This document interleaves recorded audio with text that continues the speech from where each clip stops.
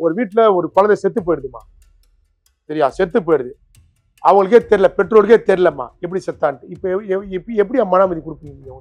அப்போ அந்த குழந்தைய வர வைக்கணும். அப்போ வர வச்சாதானமா அவங்களுக்கு தெரியும் எப்படி செத்தாங்க. படம் நடிச்சிட்டு இருக்காரு, நீங்க இப்படிலாம் சொல்றீங்களே அப்படின்னு சொல்லிட்டு நான் வந்து டிக்ளேர் பண்ணேன். எந்த வருஷத்துல சொன்ன பாருங்க, 2013 சொன்னேன். அவர் கண்டிப்பா வருவாரு, அவர் ஆட்சி அமைப்பாரு, ஒரே ஒரு சிட்டியில் ஆட்சி அமைப்பாருன்னு சொன்னேன். எப்படி கடிக்க முடியுது? ஜின்னு தான். நிறைய இருக்குமா இது மாதிரி வியாபாரத்துக்குலாம். நீங்க பாத்தீங்கன்னா இப்போ ஷேர் மார்க்கெட் கேள்விப்பட்டீங்க? ஷேர் மார்க்கெட் நிறைய பேர் வந்து இன்னைக்கு நிறைய பேர் பாவம் ரொம்ப ரொம்ப வேற மாதிரி போயிட்டாங்க. சத்தே அவங்களாம் ஒரு ஜின் போட்டு வச்சிருக்கிறேன். ஜின்னுங்க அப்படிங்கிறது உண்மைதானா? உண்மையிலே ஜின்னுங்கிறது என்ன இருக்கா? பண்ணணும் உங்களுக்கு சொல்லுங்க. ஜின்ன வச்சு ஜின்னுன்றது இருக்குமா உலகத்துல? உண்மையா ஜின் இருக்கு. ஜின்னை வச்சு என்ன வேணாலும் செய்யலாம், என்ன வேணாலும் பண்ணலாம். என்ன பண்ணணும், என்ன பண்ணல? எனக்கு செய்வன வச்சுட்டாங்கன்னு ஒருத்தவங்க பொய்யா சொல்றாங்கன்னா அதை நான் எப்படி கண்டுபிடிக்கலாம்? இப்படியே கண்டுபிடிச்சிடலாமா? திரும்ப உங்களுக்கு கல்லுப்புன்னு சொல்லுவாங்கல்ல, அதிலே கண்டுபிடிச்சிடலாம். கல்லுப்பு எப்படி இருக்கும்? வெள்ளையா தானே வெள்ளை இருக்கும். கலர்ல இருக்கும். அப்படிதானே இருக்கணும். அதுதானே உண்மை. ஒரு வீட்டுல தீய சக்தி தான் எப்படி இருக்கும் தெரியுமா? அது வீட்டு மக்கள் உங்க வீட்டோட ஐயாவோட வேலைனா அவர் போய் உழைக்கிறாரு, உழைச்சிட்டு வராரு. ஆனா நீங்க தான் ஐஸ்வர்யம் பிடிச்சிக்கணும்.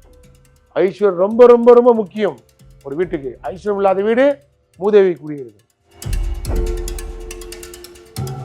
ஒரு மை வைக்கிறது அப்படிங்கிற விஷயம் எப்படி வந்து இவ்வளோ பிரச்சனைக்கு வந்து செயல்படுது? மயில வந்து மொத்தமா இருக்கிறதே மயில 12 வகை தான் இருக்குது. ஒண்ணு மை புதைக்கிறது, பாலக்கட்டுன்னு சொல்லுவாங்க. அது பேர். ஒரு பானை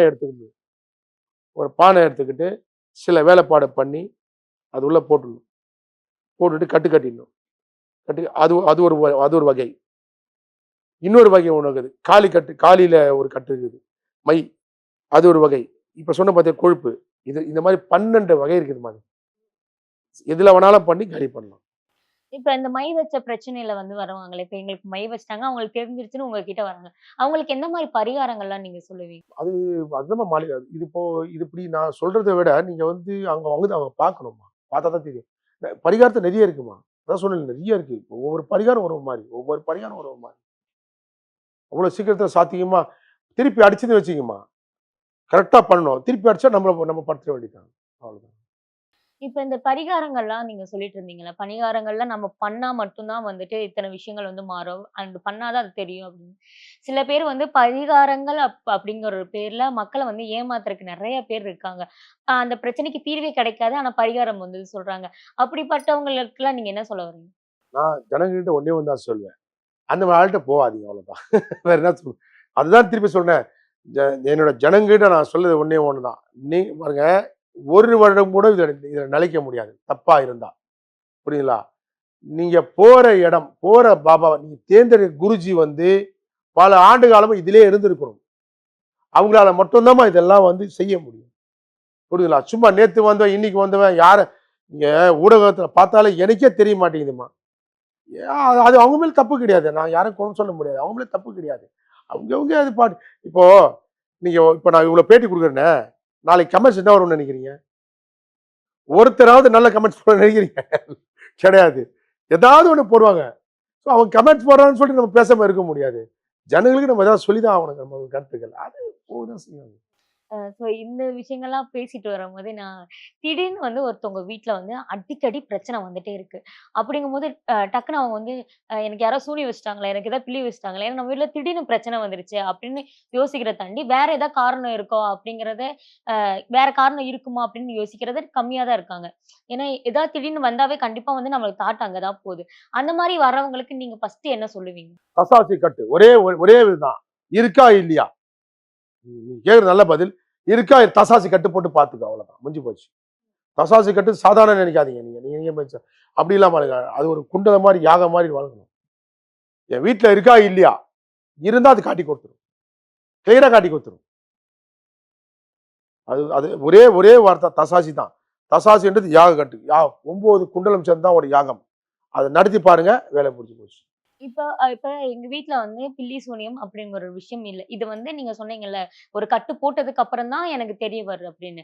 ஸோ கட்டு போடுறதுக்கு முன்னாடியே வந்து அறிகுறிகள வச்சே கண்டுபிடிக்கலாமா? நிச்சயமா பார்க்கலாமா. அறிகுறி ரொம்ப பார்க்கலாம். அந்த வீட்டு ஜீவராசி உடம்பு சரியில்லாம போகும். இல்ல ஒரு அந்த ஜீவராசி நல்லா அந்த ஜீவராசி செத்து போயிடும். சரிங்களா? நல்லா ஜீவராசி செத்து போயிடும். இல்லன்னா நமக்கு போய் யாராவது வீட்டு அம்மாவோ, வீட்டு ஐயாவோ திடீர்னு ஒரு மாரியா ஏதாவது ஒரு ஒரு அசம்பாவிதம் நடக்கும். அத வச்சு நம்ம ஈஸியா கண்டுபிடிச்சு முதல்ல தாக்கப்படுறது ஒரு எ அந்த மாரி தான் ஜீவராசி தான் கண்டிப்பா ஜீவராசின்னு தாக்கும் அது. அதுக்கப்புறம் தான் மனுஷால தாக்கும். கண்டிப்பா. அப்பயே கண்டுபிடிச்சிடலாம். ஸோ இந்த மாரி பிரச்சனைகள்லாம் வரும்போது வந்துட்டு, இந்த குடும்பத்திலயோ, இல்ல வந்துட்டு வேற ஒரு எப்படின்னு நீங்க சொன்ன மாரி அங்க இருக்க உயிரினங்களோட அ இறப்பு அதிகமா காரணம் இருக்குன்னு நீங்க சொன்னீங்கல்ல. நான் என்ன கேட்கிறேன்னா, மன அளவுல அவங்க ரொம்பவே பாதிக்கப்படுவாங்க. இல்ல உடல் அளவுல ரொம்ப பாதிக்கப்படுறாங்கல்ல. இதுக்கான ஒரு தீர்வு ஆன்மீகத்துல என்ன இருக்கு? அந்த மாரி உங்களுக்கு இருந்தா, நீங்க இப்ப நீங்க இப்ப ஜுரம் இருக்குமா, டாக்டர் கிட்ட தானே போய் ஆவணும். அந்த அந்த அந்த அந்த இன்ஜெக்ஷன் பெயின் இன்ஜெக்ஷன் போட்டா தானே அது போகும். அதே மாரி தான் இதுவும். அப்படி இருந்தா நீங்க எங்கள ஆட்கள கூப்பிட்டு நீங்க அணுகி சரி பண்ணி தெரிஞ்சுக்குங்க. இருக்கா? இல்லையா? ஒரே பதில் தான். இருக்கா? இல்லையா? அது இருக்கா? இப்ப இல்லன்னு இப்ப நான் கூட வந்து சொல்லிடலாம். ஆனா அது அது லைவ்ல கொண்டு வரணும். அந்த இது லைவ் அவர் மேல ஏத்தணும், இவர் மேல ஏத்தணும். அந்த மாரி அந்த வீட்ல கொண்டு வந்து காட்டணும். இது பாரு, இதுதான் உன் வீட்ல இருந்தது. பார்த்துக்கோ. அப்படின்னு காட்டணும். அதுதான் உண்மை. அத மாலி கட்டு போட்டு அ சில வேலைலாம் இருக்குது. அது அது பண்ணி அத சரி பண்ணணும். இந்த பில்லி சூனியம் பத்தி நம்ம நெறைய விஷயம் பேசிட்டோங்க. அந்த எந்த மாரி மனுசங்கள்லாம் வந்துட்டு ஏவலுக்கும், செய்வினைக்கும் அதிகமா பயப்படுவாங்க? எந்த மாரி காரணத்தினால பயப்படுறாங்க? நீங்க அவங்களுக்கு என்ன சொல்லுவீங்க? பயம்ன்றது இல்லம்மா. இந்த ஏவல் மா ஒண்ணு சொன்னீங்கம்மா. ஒண்ணே ஒண்ணு தான் சொல்லுவேன். இப்ப இருக்கிற ஜெனரேஷனுக்கு இப்ப இருக்க நெறைய பேர் என்ன பண்றாங்க தெரியுமாம்மா? குற்றங்கள், நெறைய குற்றங்கள். ஏவல தான் நெறைய பண்றாங்க. நெறைய ஏவல் தான் பண்றாங்க. சரிங்களா? ஏவல ரொம்ப அதாவது திருப்பி திருப்பி ரொம்ப ரொம்ப சுலபமா கண்டுபிடிச்சிடலாமா ஏவல. ரொம்ப ரொம்ப இருக்கா இல்லையான்னு சும்மா இப்போ நான் ஒரு 3 எண்ணில சொன்னேன் இல்லையா? 3 எண்ணில சொன்னேன். நான் இப்ப ஒரு பழத்துல சொல்றேன். அந்த பழம் பேர் நான் சொல்ல விரும்பல. அந்த பழம் வச்சா தெரிஞ்சிடும் உங்களுக்கு. எலுமிச்சை பழம்னு நெனைக்காதீங்க. அது வந்து மண்டையில தேய்க்கிறது. சூடு வந்தா மண்டையில தேய்க்கிறது அது. அவ்வளோதான். அதெல்லாம் அது கணக்கு போட்டுறாதீங்க. இதுக்குன்னே ஒரு பழம் இருக்குது. சரிங்களா? அத வீட்ல வைங்க. அத உடைச்சு பாருங்க. சரிங்களா? இத்தன காய் தான் இருக்கும் அது. உடைச்சு பாருங்க. உள்ள என்ன வருதுன்னு பாருங்க.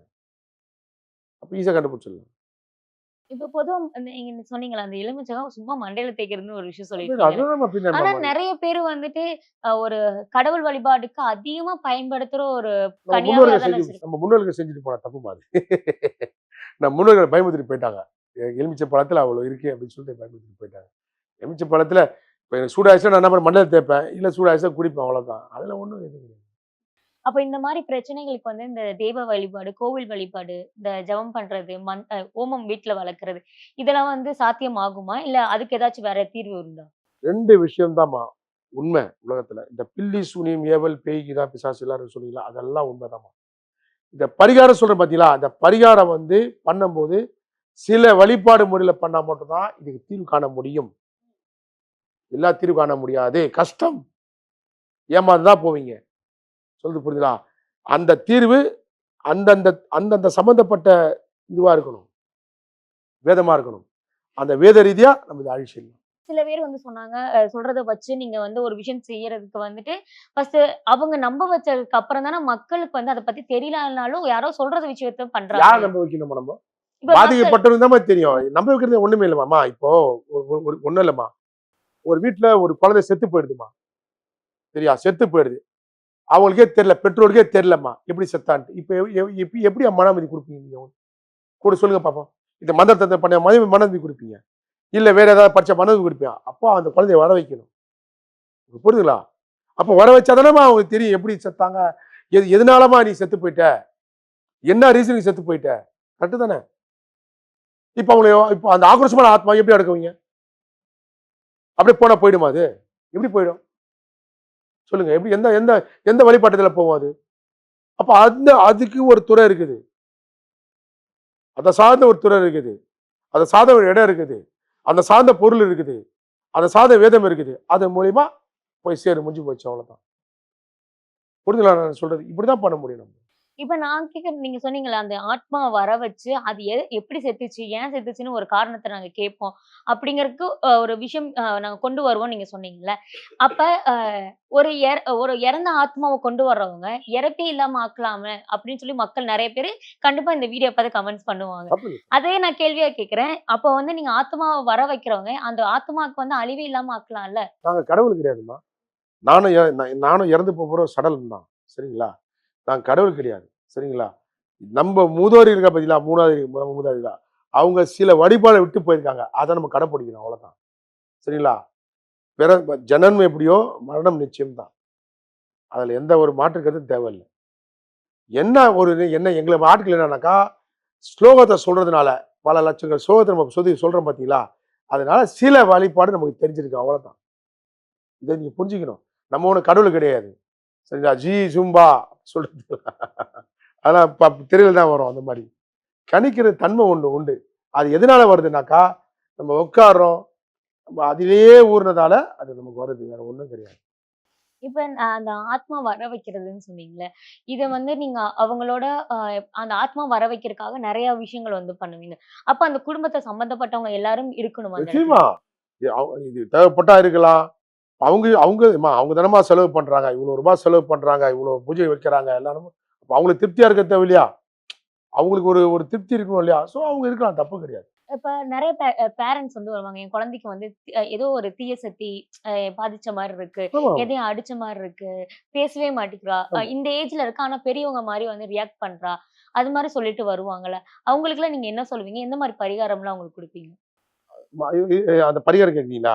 பரிகாரம் அதான் அன்னைக்கு அப்ப திருப்பி நான் உங்களுக்கு சொல்லிட்டேன். பரிகாரத்து நெறைய இருக்குது. முதல்ல அந்த குழந்தைய வந்து கண்ண பார்ப்போம் நம்ம. திரை இது பேர் திரை. இந்த திரையில என்ன மாரி விழுந்திருக்கு? குழந்தைக்கு என்ன மாரி விழுந்திருக்குன்னா, அந்த திரை கண்டுபிடிச்சிடலாம். திரையில என்ன மாரி பாதிப்பு? ஒரு சில பேர் அப்படி ஜூம்ல மாரி போகும்.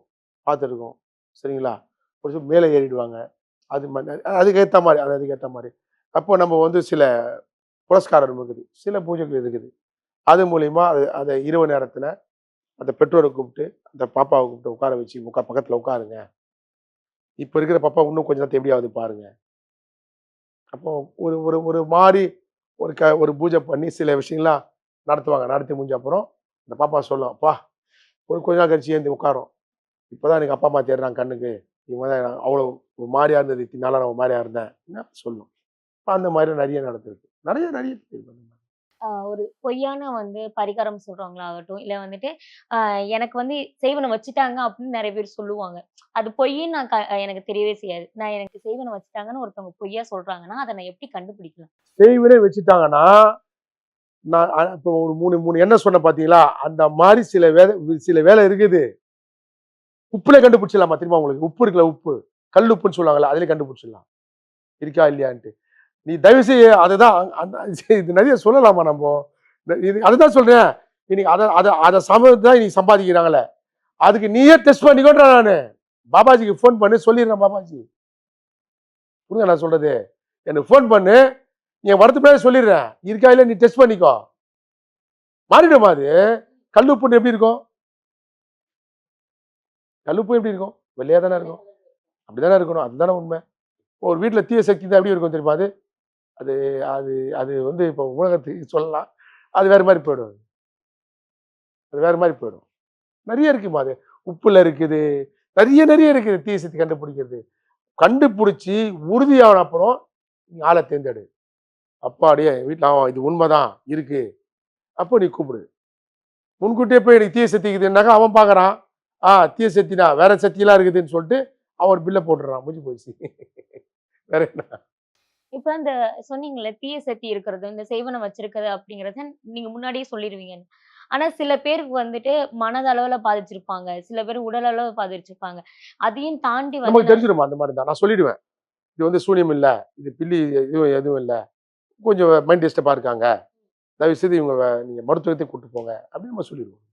அப்போ ஒரு வீட்ல வந்து அதிகமா வந்து நோய் வர்றதுக்கு, நஷ்டம் வர்றதுக்குமே இதுதான் காரணமா இருக்குமா? இல்ல வந்துட்டு வேற ஏதாச்சும் காரணங்கள் இருக்குமா? நம்ம கண்டுபிடிச்சு சொல்லிடலாம். இப்போ நம்ம கண்டுபிடிச்சு அது அந்த மாரி இருந்துச்சுன்னா சொல்லிடுவோம் நம்ம. அப்படி இல்ல அது நம்ம ரெட்டிஃபை பண்ணுவோம். அந்த மாரி இருக்குது. நெறைய இருக்குமா இது மாரி. வியாபாரத்துக்குலாம் நீங்க பார்த்தீங்கன்னா, இப்போ ஷேர் மார்க்கெட் கேள்விப்பட்டிருக்கீங்க ஷேர் மார்க்கெட் தெரியுங்களா? நிறைய பேர் வந்து இன்னைக்கு நிறைய பேர் பாவம் ரொம்ப ரொம்ப வேற மாதிரி போயிட்டாங்க. செத்தே போய் அவங்களாம் ஒரு ஜின் போட்டு வச்சிருக்கிறேன்.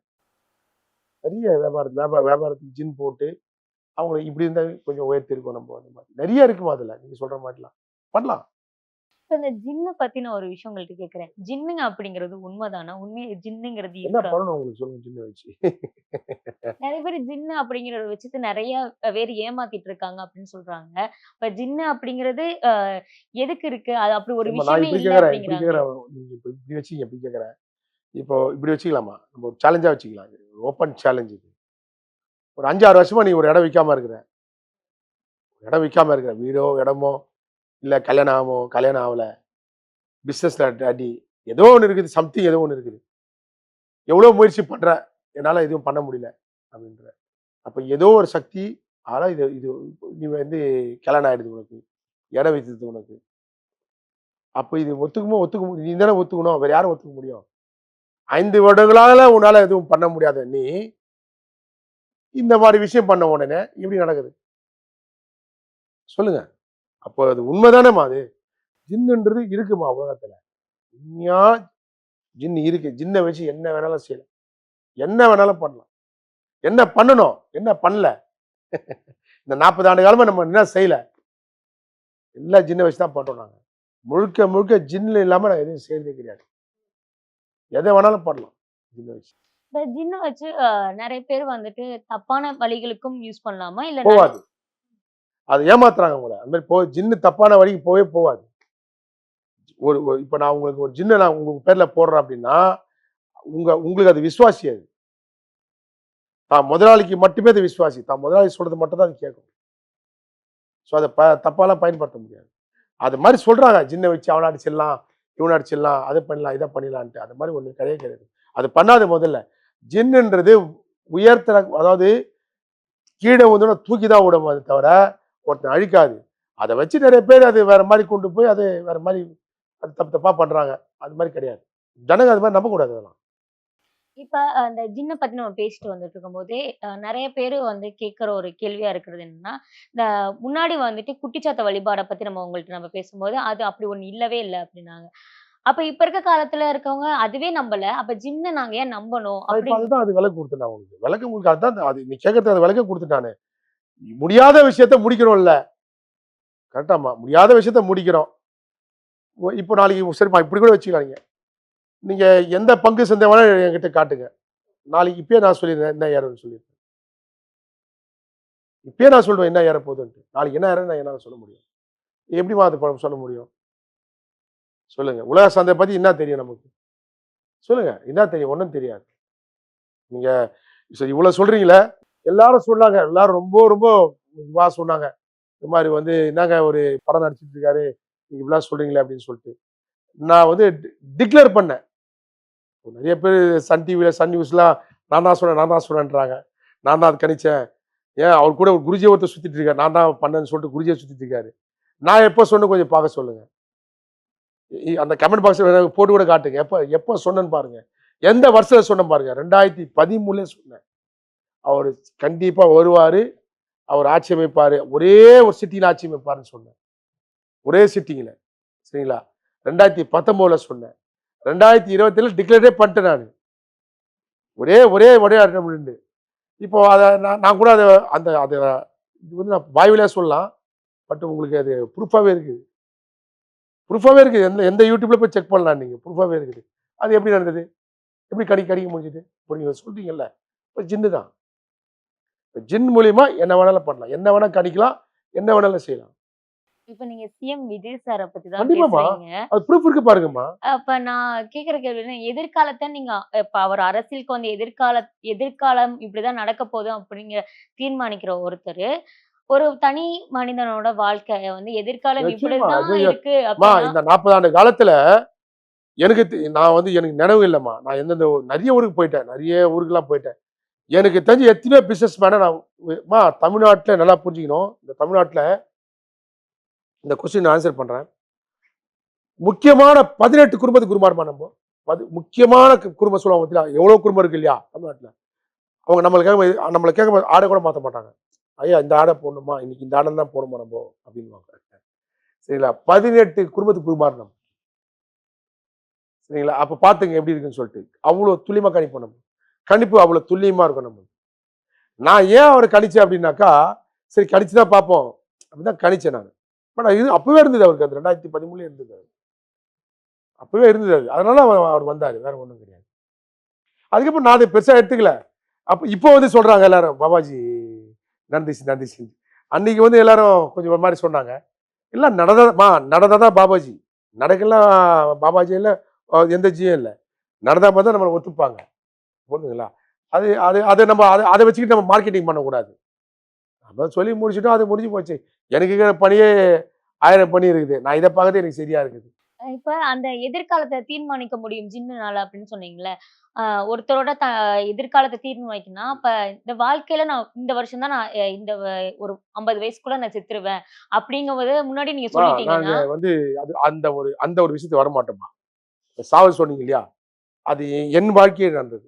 என்னோட வாழ்க்கையே நடந்தாலும் அத நான் வந்து சொல்லி சூட்சமா சொல்லுவேன். "டேய் இந்த பரிகாரம் பண்ணீங்கன்னு" சொல்லிட்டு அனுப்பிச்சு விட்டுருவேன். என் வாழ்க்கையே நடந்தது. இது நான் சொல்லக்கூடாது. இருந்தாலும் இது மக்கள் தெரிஞ்சுக்கிட்ட தப்பு கிடையாது. அதுலேருந்து என் தந்தையோட மரணம். என் தந்தை மரணத்த நாங்க கணிக்கும்போது, அது ரொம்ப ஒரு வலி குடுத்தது. என் தந்தைகிட்டயே போய் சொல்றேன். என் தந்தைகிட்டயே போய் சொல்றேன் நான் இத. அப்புறம் நம்பல அவரு. "போடா பைத்தியக்காரன்" அப்படின்ட்டாரு. எந்த நாள்ல நான் கணிச்சேனோ, எந்த இதுல கணிச்சோ செத்துட்டேன். ஆனா அன்னையிலேருந்து அந்த அந்த அந்த இதே நிப்பாட்டிட்டேன் நானு. அது எனக்கே நடந்தது அது. உண்மையாம்மா. வாழ்வாதாரத்துல எப்படி வேணா பண்ணலாமா. நீ எந்த பிசினஸ் வேணாலும் பண்ணு. தயவு செய்து உன் குலதெய்வத்த கட்ட பார்த்துட்டு பண்ணு. அது உயர்த்தலாம். வெ ஒ கீழே இருக்கிறத அப்படி மேல கொண்டு ஒ அ சாதாரண ஹோட்டல் வச்சிருக்காரு. அத பெருசா கொண்டு வரலாம். ரொம்ப பெருசா கொண்டு போலாம். நெறைய இருக்குமா. நெறைய விஷயம் இருக்குது. ஐஸ்வர்யம், லட்சுமி கடாட்சம், தொழில் வசியம். இன்னைக்கு கூட உலகத்துல இருக்கு. அது எப்படி வேணா போட்டு மாத்தலாம். புரியுதுங்களா? நான் வீட்டம்மாகிட்ட அதான் சொல்லுவேன். வீட்டம்மாக்கள்லாம் நான் ஒண்ணே ஒண்ணு தான் சொல்லுவேன். அப்பத்துக்கு அதான் சொல்லுவேன். அம்மா வீட்டம்மாக்கள், உங்க வீட்டோட ஐயாவோட வேலைன்னா, அவர் போய் உழைக்கிறாரு. உழைச்சிட்டு வராரு. ஆனா, நீங்க தான் ஐஸ்வர்யம் புடிச்சுக்கணும். ஐஸ்வர்யம் ரொம்ப ரொம்ப ரொம்ப முக்கியம். ஒரு வீட்டுக்கு. ஐஸ்வர்யம் இல்லாத வீடு மூதேவி குடியிருக்கும். தொழில் வச்சு யார்கிட்ட இருக்கும்? வீட்டு ஐயா கிட்ட இருக்கும். லட்சுமி கடாட்சம் எங்க இருக்கும்? வீட்டு அலமாரில இருக்கும். இந்த மாரி அது ரொம்ப முக்கியம் அது 3மே.